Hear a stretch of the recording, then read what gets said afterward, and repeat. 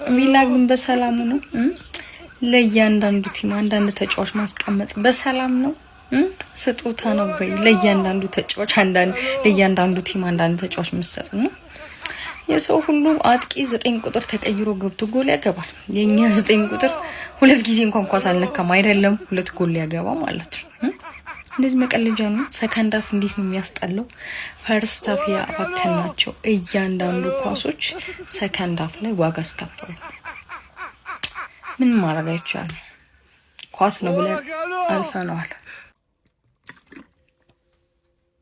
እኔ ተቃጠልኩ። መድኃኒዓለምን እራልኩኝ እኮ በቃ እኔ ደከመኝ፣ መጮ ደከመኝ፣ በቃ መሳደብ ደከመኝ።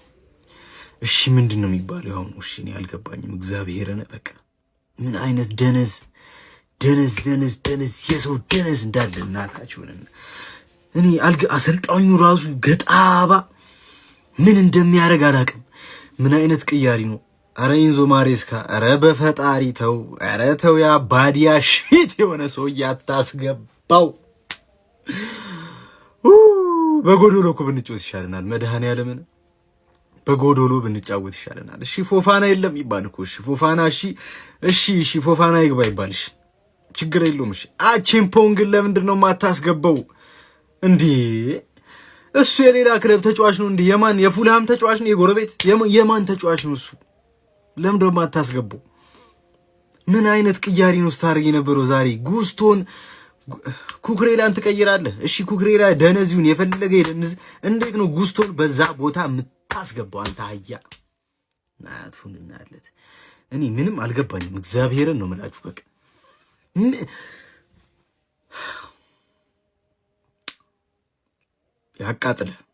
ያቃጥልህ መድኃኒዓለም። እንዳለ ተጫዋቾቹ ራሱ ደነዝ ብቻውን ጄምስ ብቻውን እንደዚህ ቲም እንደዚህ ተሸክሞ ጠግሬ ብሎ ይወጣላችሁ ብቻውን።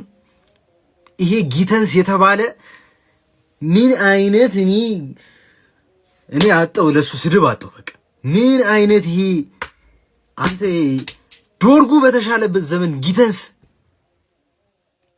ምን ሰው ነው አሁን ጊተንስ። አስቶን ቪላ አቋም 11 በተከታታይ ቸልሲ ይሄንን ስትሪክ የማቆም አቅሙ የለሽም። ባለፈው ማን ዩናይትድ ላይ አርጉኝ አራኛንን ጎስቱና ከቶፕ 4 ወጣሽ።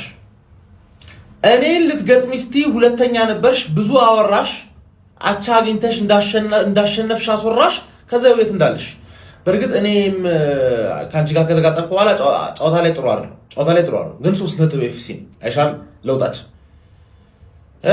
12 ነጥብ ከኔ ጋር ከቪላ ጋር 10 ነጥብ ከማን ዩናይትድ ጋር እሙያ ቡየል ትባይ ነው። ሊቨርፑል ያ ሁላ የተለጠለጠው ሊቨርፑል ይበልጥሻል።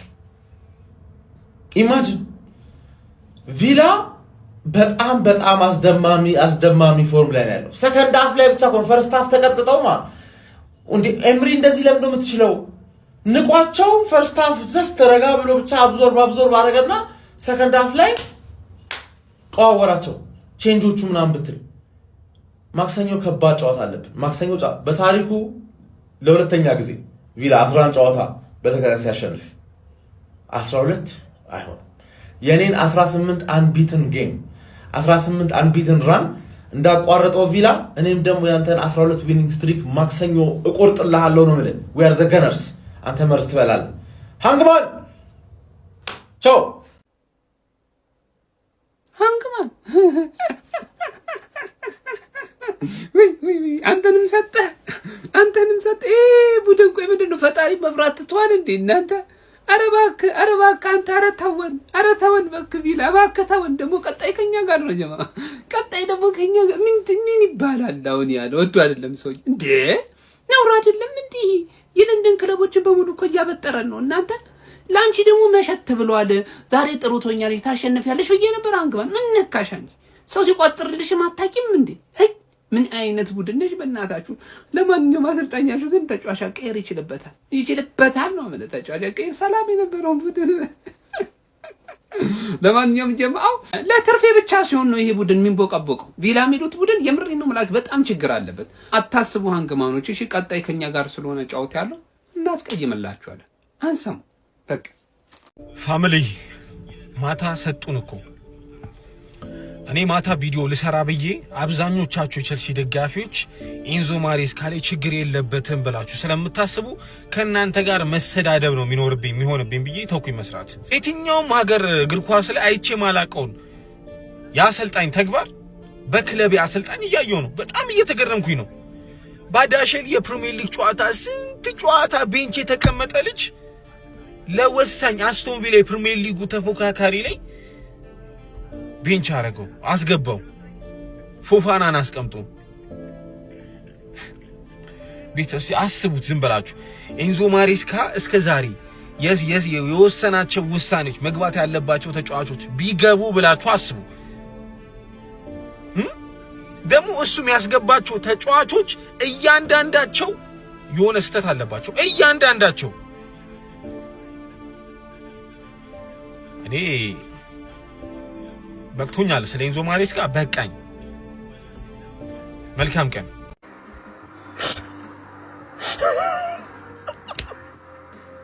እንዴት የተሸነፍነው? ለምንድን ነው የተሸነፍነው? ቆይ አሪፍ እኮ እየተጫወትን ነው። ፈርስት ሃፍ እኮ ሳይሞክር ነው የወጣው ቪላ። ኦን ታርጌት ኦፍ ታርጌት ሳይሞክር ነው የወጣው እና ሌሎ የተሸነፍነው። ዋትኪንስ የሚገራረሙ 2 ጎሎችን አስቆጠረብን። በዚህ ሲዝን ቤንች ላይ ሲዘፈዘፍ የነበረ ዋትኪንስ 2 ጎልኛ ነው። ለምንድን ነው ሉዝ እያደረግን ያለ ነው? አሁን ደግሞ ፈርስት ሃፍ እና ሰከንድ ሃፍ ሌላ ነው። በፊት እኮ ከአንድ ጌም ወደ አንድ ጌም ነበር የተለያየ ነበር። አንድ ጌም ላይ የተለያየ ቲም ነው እያየን ያለ ነው። እኔ አላቅም እንዴት እንደተሸነፈ፣ እንዴት ይሄ ስኮር ላይን እዚህ ጋር እንደተጻፈው አላቅም። እኔ በቃ ስለ አሁን ፈርስት ሃፍ ላይ የሰው ወይኔ በቃ ነው ወይኔ እግዚአብሔርን ድንጋይ ብሉ ኮሜዲ የሆነ ቡድን ያለ እኔ እንጃ። እኔ ቼልሲ መደገፍ ከጀመርኩ ጀምር እኔ በአንድ ጨዋታ 2 አይነት ቡድን እኔ ሲያስመለክተኝ ይሄን ቼልሲ ነው ያየው። ባለፈውም ሳምንት እንደዚሁ በመጀመሪያው 45 በቃ በጣም የሞተ ሆኖ ሁለተኛው ሲገባ የሚገርም ቼልሲ፣ ዛሬ ደግሞ በተቃራኒ ሆኖ በመጀመሪያው 45 የተሻለ ቼልሲ ሆኖ ሁለተኛው 45 በቃ በጣም የሞተ ኧረ በስመ አብ ማለት እኔ ከተጫዋቾቹ ይሁን ችግሩ ከአሰልጣኙ ይሁን ችግሩ ወይስ ላይ ከሆነ በቃ ከላይ እስከታች ያለው በቃ በሽቋል ማለት ነው ሁሉም ነገር። ኧረ በስመ አብ እንዲህ ሰው ቢያንስ እንኳን በሜዳ 1-0 እየመረህ ረፍት ወጥቶ ቢያንስ እንዲከረፍት በኋላ ቢያንስ እንኳን ውጤቱን ለማስጠበቅ እንኳን ሰው አይጫወትም። በቃ በጣም ሙሉ ለሙሉ የሞተ በቃ ኧረ በጣም መብርሃን በጣም የሞት ሆኗል። እኔ እንደዚህ አይነት እኔ ምን እንደሆነም እኔ ችግሩ ሊገባኝ አልቻለም። ምንም እኔ በቃ ኧረ በቃ ምንም መብርሃን በሺ ቪላ እንደው ጥሩ ቡድን ነው በቃ ለዋንጫ እየተጫወተ ያለ ቡድን ነው። ግን ቢሆን በሜዳ 1-0 እየመራው እስከዛሬ እኮ ከፍ ያሉ ቡድኖች ጋር ስንጫወት እኮ በጣም የሚገርም ጨዋታ እኮ እንጫወታለን። በቃ በጣም አሪፍ በቃ የመጀመሪያው ደግሞ ጥሩ ጨዋታ ተጫውተን እኮ በቃ ይሄን በቃ አሸነፍ ነው ቪላ ምናምን ብል ሁለተኛው አርበን በገዛ ሜዳችን ማለት በቃ ስትት ደግሞ እርሜ ሮበርት ሳንቼዝ መብርሃን ሮበርት ሳንቼዝ ባይኖር ዛሬ ከዚህ የበለጠ ጎል ሌሎቹ በሽቀዋል። ኧረ ወይ ካሰልጣኙ ወይ ከተጫዋቹ የሆነ ችግር አለ እንጂ እንደዚህ የበሽቀ 2 አይነት ቡድን በአንድ ጨዋታ እናይ። 2 አይነት ቡድን ያየን ይመቻችሁ። ለም ኮፒ ሊንክ እና ሪፖስት አድርጉ። እኛንማ ሲመራን የነበረው ማን ያዘዋል ነው እንጂ ካባሌሮ አይደለም። ማሬስካ እንዳታዛቸው ብሎት ይሁን አላቅም እንዴ እየሄደ ነው ጀምስ። እኔም እንዴቱ ጋር ነው ታዲያ ምክትል አሰልጣኙ ታዲያ እየጠቀመን የነበረው? ቼልሲ እኮ ሙሉ ለሙሉ በልጦታል እኮ ቪላን። እንዴት ነው ቪላ ሌሎችን ቲም እያሸነፈ የነበረው ብዬ እስክገረም ድረስ ለአርሰናል ጨዋታ ተጫዋቾች አስቀምጦ ነው እንደ ኢምሪ ምን ሆኖ ነው ምናምን ብዬ ስገረም ነበረ። ቀየራቸው። ዋትኪንስ የሰው ማንነት እንድታቅ ነው ማድረግ ምናምን ብሎ ተቀየረ። ሮጀርስ ሲጫወት አልነበረም።